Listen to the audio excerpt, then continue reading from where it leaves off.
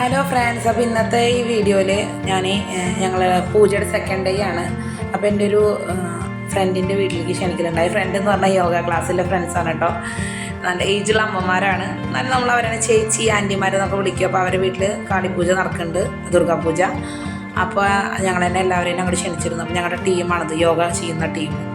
ഞങ്ങളെല്ലാവരും കൂടി അവിടെ പോയി പൂജയൊക്കെ കഴിഞ്ഞ് അതിനുശേഷം നല്ലൊരു സദ്യ ഉണ്ടായിരുന്നു. അതൊക്കെ കഴിഞ്ഞ് പിന്നെ ഞങ്ങളെല്ലാവരും കൂടി കുറച്ച് നേരം വർത്താനൊക്കെ പരദൂഷണവും ഒക്കെ പറഞ്ഞ് എല്ലാവരും പരദൂഷണ തിരക്കിലാണ് കണ്ടോ. ഒരുപാട് പേര് വന്നിട്ടുണ്ട്.